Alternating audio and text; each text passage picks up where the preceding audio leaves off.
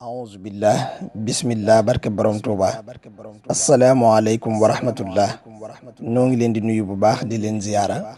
gannaaw loolu yi seen naafile guddik tey gii di guddik fukkeel gi ak benn ci weeru koor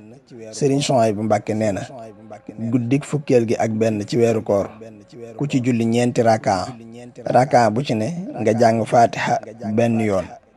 jàng inna anzalnaahu ba saaru jeex juróom-ñaari yoon jàng xul yaa ayyuhal kaafiruuna ba saaru jeex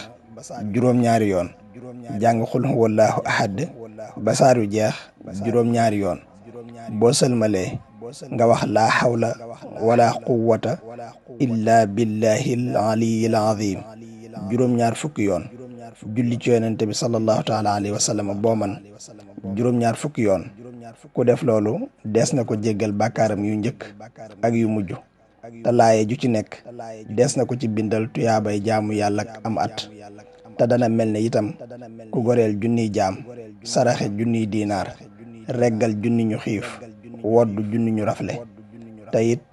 lépp lu nekk ci kaw suuf dana ko jéggalul yàlla moo xam lu wow la wala lu tooy te dees na ko musal ci balaa yi ak fitna yi akuk xiif akuk ràgg ak saddum jinne te dees na ko musal itam ci mettitu dee te dana tàbbi àjjana te deesu ko xisaab yàlla na ko yàlla man loo te nu def ko te def ko na mu ko taamoo te mu nangul nu ko fulal nu ko làqal ñu ko fu yàq yëggul barkeb Seexul Xadim